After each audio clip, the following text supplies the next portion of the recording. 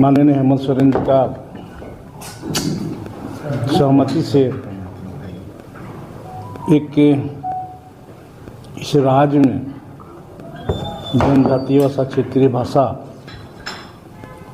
और केंद्रीय नीति, नई शिक्षा नीति की में जो निर्देश मिला है क्षेत्रीय भाषा में प्राइमरी विद्यालय तक की पढ़ाई करनी है, ये सारी चीज़ों को लेकर के हम लोग एक सीएम साहब का सहमति से कुछ इस तरह टीम गठित विभाग ने किया था और वह पश्चिम बंगाल में जनजातीय भाषा, क्षेत्रीय भाषा की पश्चिम बंगाल सरकार किस रूप से वहाँ संचालित कर रहा है, क्योंकि पश्चिम बंगाल में जनजातीय भाषा को, ओल्ची की भाषा को मान्यता दिया हुआ है। स्कूल, कॉलेज, यूनिवर्सिटी चल रही है। वहाँ का क्षेत्रीय भाषा भी नेपाली है, कर्नाटक है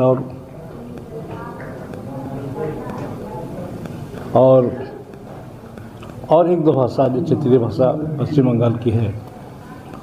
और उन सारी क्षेत्रीय भाषा, उनका जो क्षेत्रीय भाषा है पश्चिम बंगाल का, सारी क्षेत्रीय भाषा में उन पढ़ाई शुरू कर चुका है। इसलिए हमारी सरकार ने पश्चिम बंगाल को वहाँ एक टीम बना कर गठित करके भेजी थी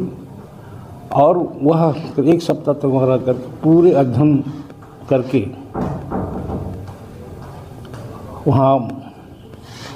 टीचर का नियुक्ति कैसे हो रहा है, जनजातीय शिक्षक का नियुक्ति कैसे हुआ, क्षेत्रीय भाषा का शिक्षक का नियुक्ति कहाँ, कौन पेमेंट कर रहा है, कौन कहाँ से हो रहा है, डायरेक्ट सरकार दे रही कि वहाँ ट्राइबल वेलफेयर कमेटी से दिया जा रहा है। सारे रिपोर्ट को बना करके अध्ययन करके वो रिपोर्ट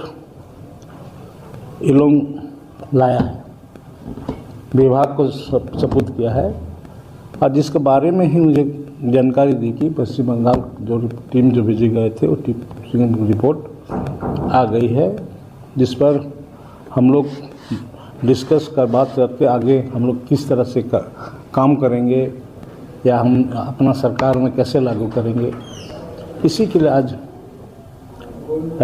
हमने यहाँ पर आया, सभी पदाधिकारियों से बैठक किया और सारी चीज़ों से मैं अवगत हुआ। इसमें यही के निचोड़ के सामने आया है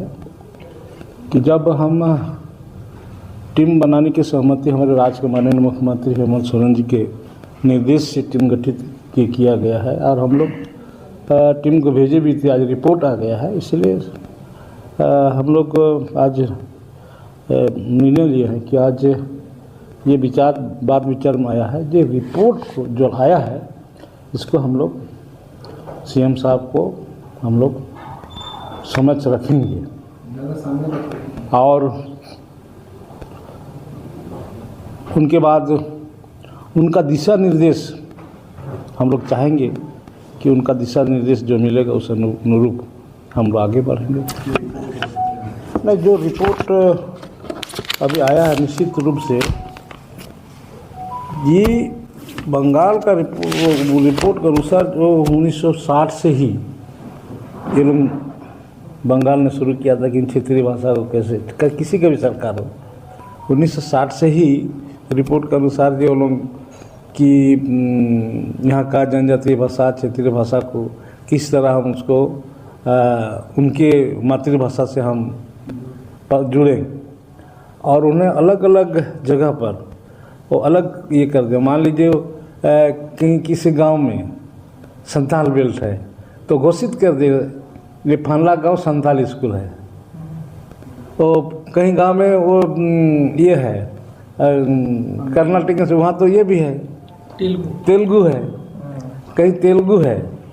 तो तेलुगु के जहाँ है वहाँ पर एक तो स्कूल को ही बना दिया तेलुगु, फनला जगह में तेलुगु मीडियम स्कूल। वहाँ नेपाली लोग हैं,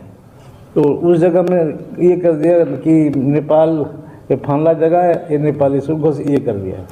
उसके बाद जो कहीं है वो पढ़ रहा है अपना भाषा में, अलग अलग बात है, लेकिन इस तरह करके वो कैटेगरी करके वो बनाया है। लेकिन उस पर हम लोग नहीं जाएंगे, क्योंकि हम तो केवल कमेटी बना करके उसको रिपोर्ट मांगे थे, वहाँ का अध्ययन करने भेजे थे, रिपोर्ट मांगे थे, रिपोर्ट आ गई। हम लोगों ने इसको कुछ पॉइंट दिए थे, इस पॉइंट पर आप अध्ययन काम तो शुरू कर दिए, देख रहे हैं काम शुरू कर दिए,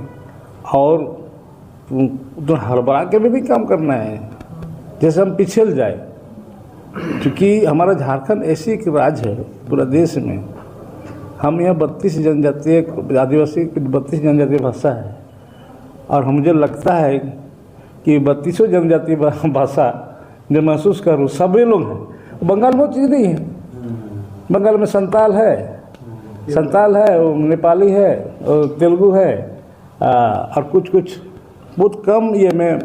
मुंडा भूमिज लोग है उसी समय आ रहे हैं। इसीलिए दूसरा स्टेट प्रॉब्लम नहीं हमारे स्टेट में, लेकिन प्रॉब्लम है कि ये समस्या है। इसीलिए हम लोग चाहते हैं कि इसको धीरे धीरे, क्योंकि हमारा लड़ाई है भाषा संस्कृति, अलग राज्य का लड़ाई था भाषा संस्कृति, जल जंगल जमीन बचाओ, भाषा संस्कृति बचाओ, इसी की ही लड़ाई था। और आज हमें पीछे हो गए, बंगाल आगे हो गया है। अभी तो रिपोर्ट तो आई, अब हमको निर्णय लेना है, हमारी सरकार को निर्णय लेना है, हमको निर्णय लेना, हमारी सरकार को निर्णय लेना। इसी तो अभी रिपोर्ट जो आई है, इसीलिए मैं कह रहा हूँ ये रिपोर्ट हम लोग जो सीएम साहब का सहमति से कमेटी बनी, और हम लोग अध्ययन के लिए हम लोग कमेटी को भेजे थे, वो रिपोर्ट आ चुकी है। रिपोर्ट हम लोग सीएम साहब को सौंपेंगे, और सीएम साहब का जो दिशा निर्देश होगा आगे हम लोग कार्रवाई करेंगे।